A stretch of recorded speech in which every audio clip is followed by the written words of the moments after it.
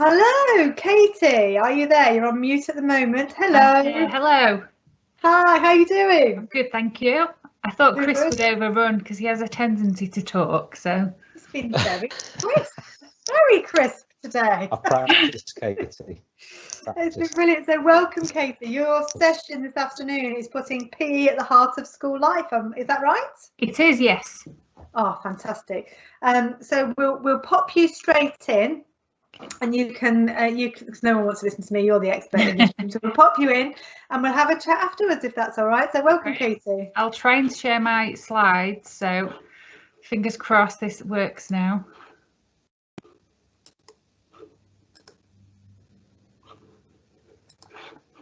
I'm hoping people can see that. It's just coming through on my screen, Katy, so it'll be with everybody very soon. There's obviously a little delay. Yeah. Did you click the enable computer audio? I did. I clicked the sound button, so hopefully that'll work. Excellent. Okay, I'll let you know when it's sharing on my screen because it's not come through. It's not sent it to the live screen just yet.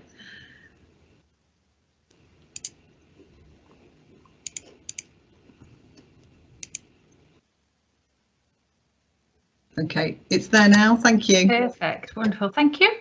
Okay, so before I get started, I'll just introduce myself. So I'm Katy Rogers. I'm one of Chris's colleagues. I work in our field team as one of the development managers, and I cover just a small area of South Yorkshire, Derbyshire, Nottinghamshire and Leicestershire. So I am your regional development manager for Leicester-based schools. So if there is anything at the end, I'll put my details up. If you have got any questions, please get in touch. If there are any questions through the session, again, put them in the chat and I'll hopefully answer those at the end. But I've got about 45 minutes, so I'm going to pose you lots of questions.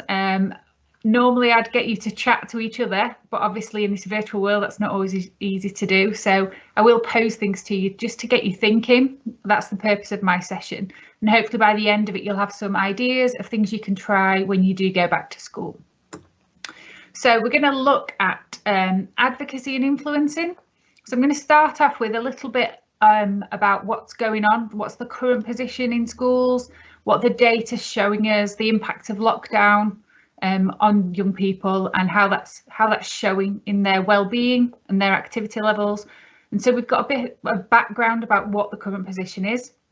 And then I'm going to get you to think about your circle of influence and how you can use your influence and help develop some strategies which hopefully you can go away with and work with people in your schools, in your settings who maybe don't quite get it, what the importance is of PE, school sport and physical activity. So hopefully by the end you'll have some ideas that you can go away and try and practice when you get back to school. So as I said, I'm going to start with some statistics which are not good. I'm not going to lie about that. This is research that came out in September. So after the first long lockdown of when the majority of children weren't in schools, this is what the research that we did and other people around us have done. So we found the well-being challenges of mental health and other issues with school, with children. So 49% of teachers said there were issues with this, and different demographics were affected more severely. So children from certain backgrounds, which I'm sure you're all aware of, had more impact by that lockdown. One of these statistics I find really upsetting is that only 19% of children and young people were meeting the CMO guidelines of how much physical activity they should be doing. So only 19% of children were doing 60 minutes of activity per day during the lockdown. And as Emma and Chris were just discussing, things like the walk to and from school, the moving around school, obviously had a massive impact on the activity levels of those young people. And so when they've returned to school, teachers and school leaders were reporting that physical activity and physical fitness levels were reduced. Stories of children in PE lessons who couldn't run around the yard or the hall without getting out of breath, where they could do before lockdown. So we're seeing these physical impacts of the lockdown. And then also the impact on the academic. So 20% of pupils did no schoolwork or less than an hour a day in the first lockdown. And teachers obviously noticing the educational gaps. Now, this was the first lockdown where it was thrown up against straight to schools, and there wasn't the time. Schools didn't have time to prepare. Not that they did much in January, but hopefully if this research is done again, then the amount of pupils who did access that learning during the second lockdown will be higher. One of the positives that came out of the lockdown there was the use of parents as role models. So you'll see on this chart here, nice and pretty, that if adults in the house or the parents or the carers were active, then their young people were more active. And so the more activity levels that their children were seeing from an adult role model, then obviously they were doing more themselves. So I want you to remember this and we'll think about this again later on as we move along and we're thinking about how we do influence and advocate to others in school. And then this is hot off the press. So this is some research that we did at YST with YouGov Parents Panel. It was only released last week, the findings. And so this is all about well-being and some really positives here when you think about the negatives that we've seen of impact of lockdown, etc. And I find this really heartening that 64% of parents feel that well-being of pupils is actually more important than their academic attainment. And this is something, I don't know if Chris talked about well schools, I'll mention it later on, but this is something that we're really striving towards at YST. So putting well-being at the heart of a school. So we obviously want children and young people to leave with the qualifications and the necessary skills, etc., so they can move on and take an active role in society. But it's more than just the academic. So well-being is definitely moving up the agenda. So it's something we can think about in relation to PE and school sport and physical activity. Some information there in the middle, I'm not going to read it out to you, you can see the screen. And then again, the bottom point, again, really heartening when you think about it, that in primary schools, the most important thing that parents look for when they are choosing a school is location. But the second thing they look for is their pupil well-being of a school. And in secondary school, that's the top factor. So we see outside schools quite a lot at the moment. This is an Ofsted outstanding, an Ofsted good school, but we don't always see how well the school is. What is the well-being of the pupils? And this is something that is starting to happen. There's a school near me which says we are an outstandingly happy school. So it is changing, but again, it's something that does need to develop and does need to move forward as we go through. So 5 key facts then that we need to think about in relation to the impact and what's going on at the moment with our young people. So are our young people fit and healthy as individuals? What contribution can PE, school sport and physical activity make to this in both physical and mental health of our young people? So again, something really important to think about as we go through that. Physical activity levels have declined during lockdown, and we need to get our young people active again. Again, Chris's session talks about how it's so important that we get those young people moving around, they're not sedentary. Their physical activity levels have dropped, and so what can we do in schools to get them moving again? The really positive impact of family time doing physical activity together. So how can you, as a teacher, as a member of staff in a school, how can you tap into that? Could you think about active homeworks, think about parent engagement, getting involved in lots of challenges? So one of the things we did at Youth Sport Trust through lockdown is all our activity challenges were free to access on the website. We had over 900,000 downloads during lockdown. So that's really important that these things are being done in the family home as well as in school. There's obviously implications of educational inequality. We talked about the lack of access to the online learning for some pupils. So what impact has that had? And then obviously how important physically active is for the health and well-being. So we really want to see how important it is, but young people themselves are finding it more important and placing more emphasis on it. So are you tapping into that? Are you listening to student voice? Do they help you plan your curriculum and your extracurricular provision? So 5 things just to think about as we move forward. So what we're going to talk about now is how we influence, and the really good starting point, a really strong place to start from if you are influencing, is starting from the why. Now, some of you may have seen, I put it on the bottom there, then the Golden Circle talk on TED by Simon Sinek. If you haven't seen it, it's really useful to watch, and he's really powerful in how he explains why starting at the why is the really important part. So not what we're going to do or how we're going to do something, but why we're doing that. And if you can get people to understand the why, they are much more likely to buy into that idea. He uses examples of Apple and how the Apple products are not the best products on the market, but for some reason everybody buys them. I fall into that trap because I buy into the why. It's a really seamless transition for me that I have lots of different Apple devices. So it works for Apple marketing. So why can't we use that when we're talking about PE, school sport and physical activity? So if you are thinking about your school, I've already mentioned the importance of well-being. So if we're thinking about the why do we have PE, school sport and physical activity? Okay, and what I want you to think about in your setting, that does your PE, school sport and physical activity offer explicitly link to both the physical, the social and the emotional well-being of your students? So people often talk about PE. I was a PE teacher for 14 years and my grandma used to think that all I did was run around on a field and throw a ball. Throw and catch, that was basically what my job was. And obviously PE is so much more than that, but is it explicit? Do your students know that? Do the staff in your school know that? Do your parents know that? So what is the purpose of your PE and school sport offer? What are the current perceptions of it within your school and your wider school community? And where would you like to be able to make the best contribution on young people's lives?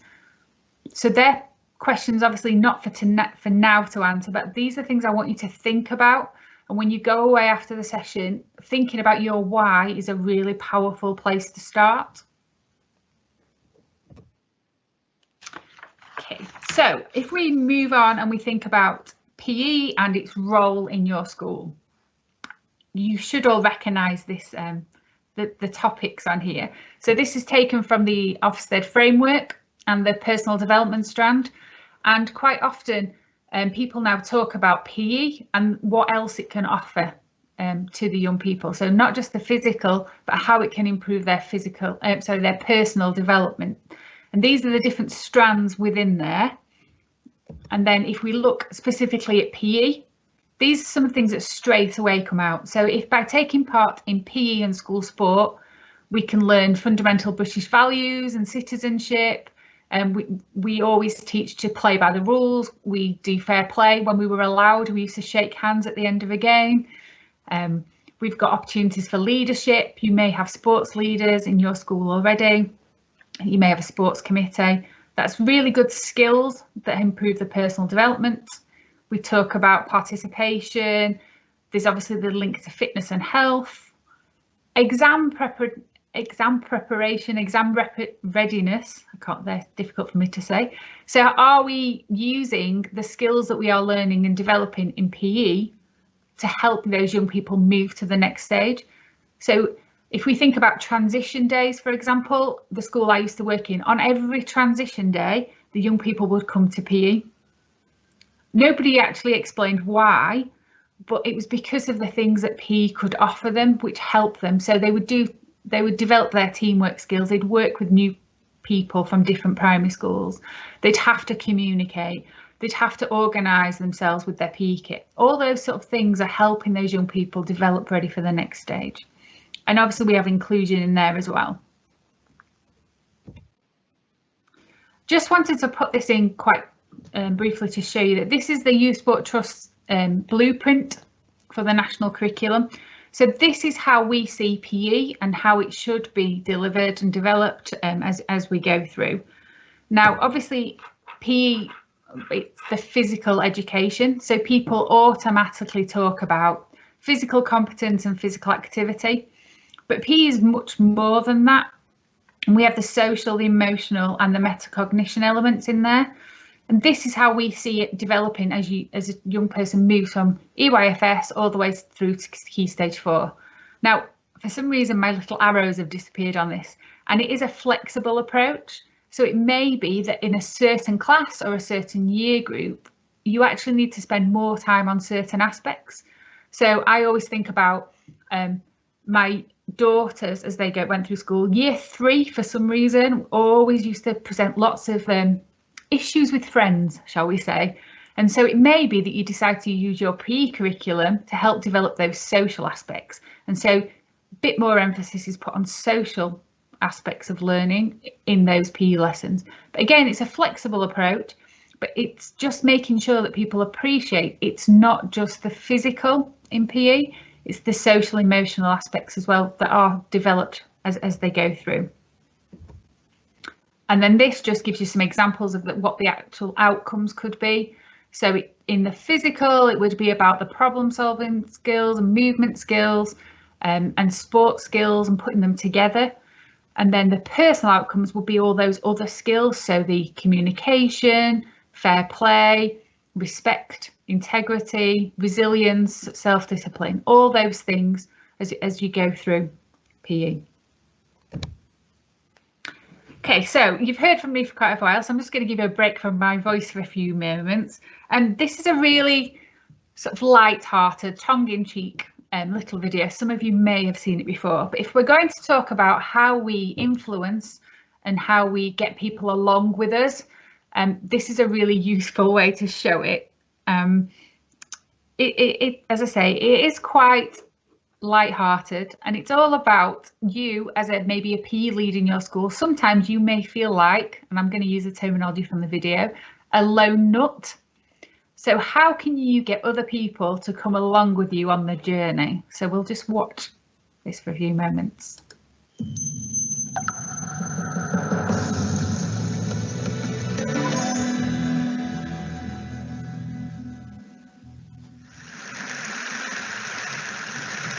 So ladies and gentlemen, at TED, we talk a lot about leadership and how to make a movement. So let's watch a movement happen, start to finish, in under 3 minutes and dissect some lessons from it. First, of course, you know, a leader needs the guts to stand out and be ridiculed. But what he's doing is so easy to follow. So here's his first follower with a crucial role. He's going to show everyone else how to follow. Now notice that the leader embraces him as an equal. So now it's not about the leader anymore, it's about them, plural. Now there he is calling to his friends. Now if you notice that the first follower is actually an underestimated form of leadership in itself. It takes guts to stand out like that. The first follower is what transforms a lone nut into a leader.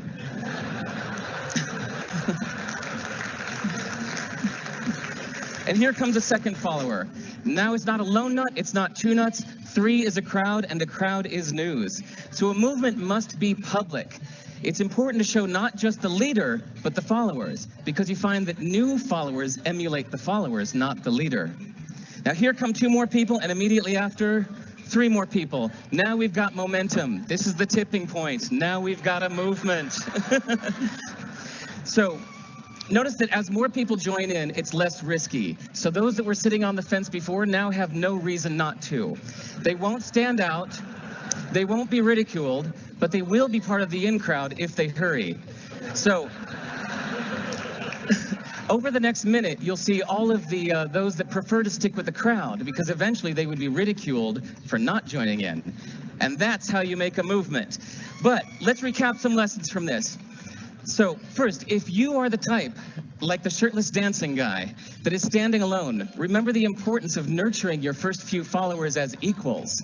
So it's clearly about the movement, not you.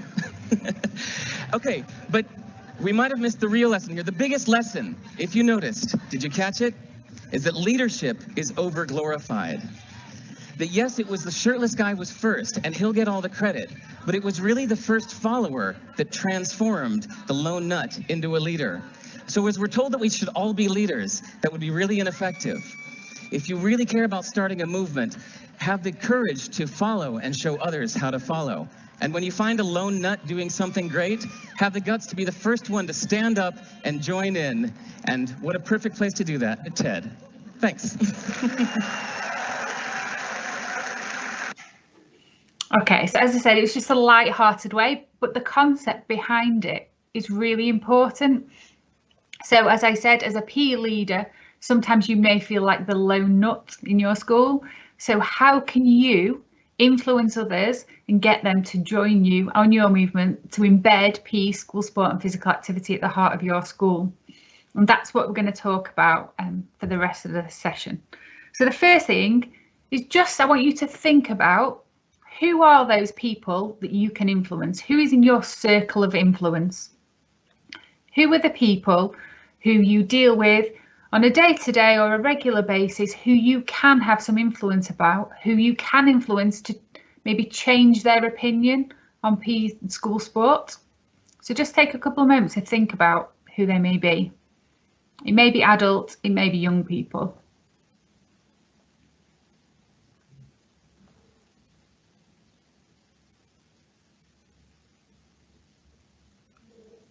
Okay, so you may have a list in your head or on paper, and we'll come back to those in a little while.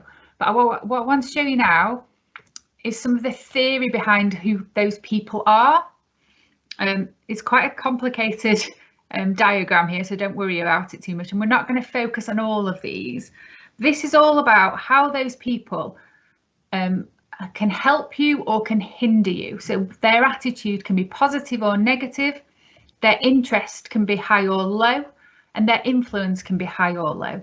So it's working out who those people are, where they fit in this chart, and then how you can maybe influence those people to come along with you, rather than being the saboteur or the time bomb as we go through it. So we're going to focus on 4 of these to start with, which are the sleeping giant and the saviour, who obviously have a positive attitude. And then the negative attitudes of the time bomb and the saboteur. So these are the 4 that you probably come across the most, who you can have an impact on. So the sleeping giant. So thinking about those people in your circle of influence, do any of those resonate with these descriptions? So the sleeping giant is somebody who has high influence, and they're quite positive, but they're also quite passive. And so in order to waken them up, you've got to engage with them. So it could be a member of staff, it could be a school governor, somebody who can influence others. But in order to do that, you've got to somehow get them on board. The next one is the saviour. So everybody needs one of these around them. And these will be the people who help you get that movement going. So they have a high influence, they are positive again, and they're very active. What you need to do is keeping them on side and keeping them attentive and keeping them with you as you go along, and use basically their influence on others. So who are those people within your setting who you can go to help you? So they're the positives, but then we have these. So we have the saboteur. So this person, they have high influence on others, but they're very negative, and sometimes called a mood hoover. So that one person who, whenever something happens, whenever there's a staff meeting or an inset, you know, the one who sits there and will make some comment and will be quite negative. So what you need to do with this person is you need to engage them to try and mitigate the risk that they'll pose. So you've got to come up with a strategy that will basically keep them in check, so that they can't use their negative influence on others. The time bomb is the other person with a negative influence. So they have a high influence and they're very negative, but they're quite passive. So they will sit there and they will not really be that negative, but at any moment they're that ticking time bomb and they could go. So what can you do to diffuse the bomb before it actually explodes? And again, the first issue is identifying who these people are, and then coming up with some strategies, which we're going to look at, about how you can influence them in a positive way. So We're going to look a little bit about the science of persuasion. And again, there was a really good YouTube video, which I've put the link on there. We don't have time to watch this today. It's about 11 or 12 minutes long. But I wanted to go through it and the science of behind how we actually can persuade people to do other things. And there's some really interesting studies being done. And if you watch the video, it goes into them in a lot more detail. But there are basically 6 things that we can do. So the first one is reciprocity. It took me a bit of practice to say that one. So this is basically when if you do something for somebody else, they are more likely to do something back for you. So when you do somebody a favour, they're more likely to repay the favour. If you invite somebody to your birthday party, they're more likely to invite you back to their birthday party. So it's thinking about all the little things that you could maybe do to influence somebody by doing this. A really good example of a study was done on waiters and waitresses. And we've probably, when I think about it, I have fallen for this. So when they bring you the bill in a restaurant, quite often they'll bring you a mint or a little chocolate or maybe a little liqueur, different things. It's been scientifically proven that if they bring this to you when they give you the bill, you are more likely to leave them a tip. So how could you use this? If you are trying to persuade somebody to help you with your PE school sport offer, what could you do to almost butter them up by giving them something so that they will give something back? So that's the first part of the theory. The second one is about scarcity. So this is that people are quite scared of what they might miss out on. So rather than just highlighting the benefits of PE, school sport and physical activity, what will be missing if the young people don't get access to this? So what will they miss out on? And again, an example in the world that was used when BA decided to scrap the flights of Concorde between New York and London. Apparently that the requirement, the people wanting to buy those flights, the numbers went through the roof. So people were suddenly very scared of what they might miss out on. So again, in a PE setting or a school sport physical activity, by not getting involved in the daily mile in school or not taking part in the inter-class challenge, what might they miss out on? So it's almost turning it on its head, not what you will get from taking part, but what you will miss out on if you don't take part. The third one is about authority. So who has the knowledge, who has the expertise, who else could talk to the staff members in your school if they're the ones that you're trying to get on board? Sometimes that PE lead, it's, oh, she's here again, banging on about how we should be doing more PE, getting the children more active. We've heard her talk loads and loads, but what could you do? Could somebody else talk to them?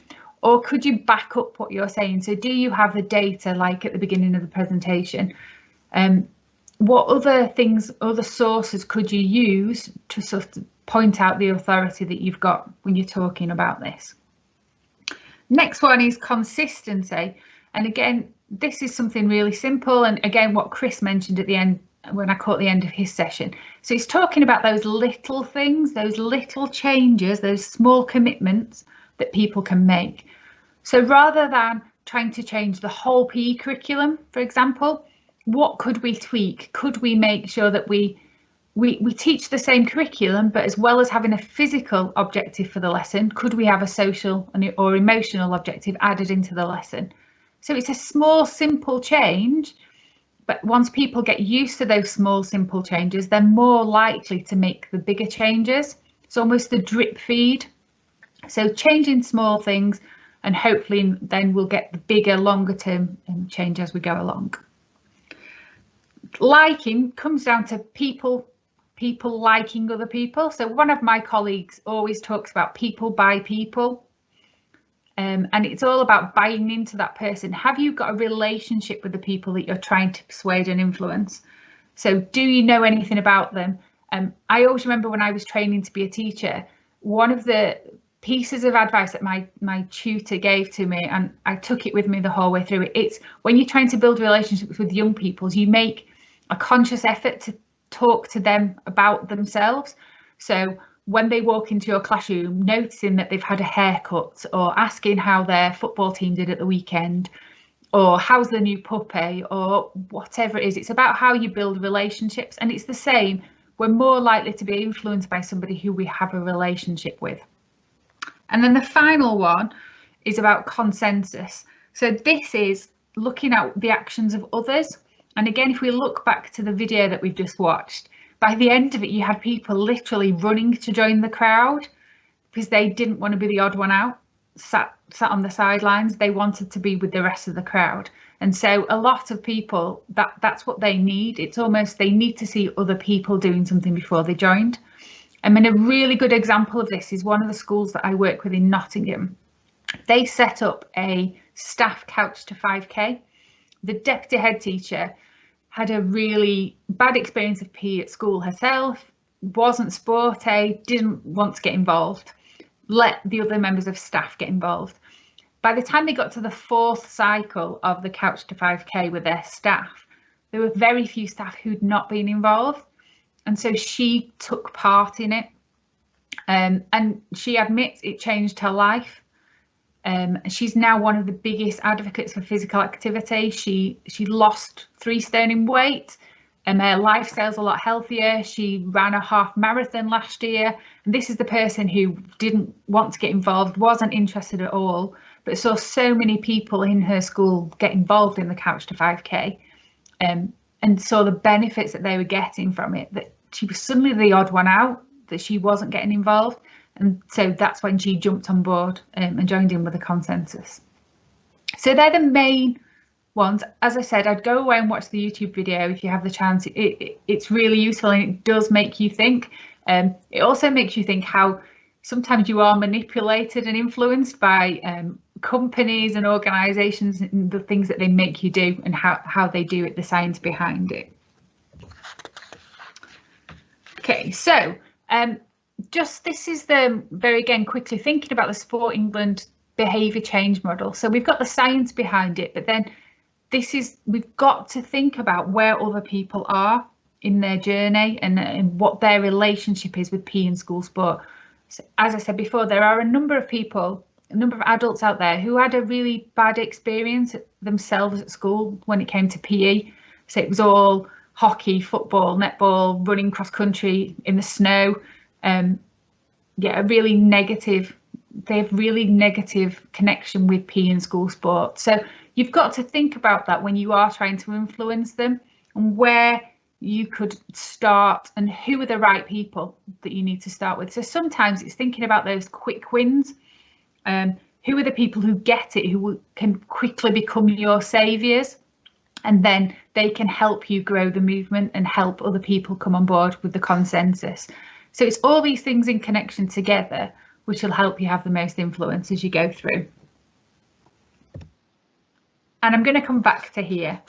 So this is definitely the starting point, and this is where I want you to go away from today. If nothing else, what I really want you to do is think about your why. So why is PE, school sport and physical activity so important? Why is it necessary for the children and young people in your school?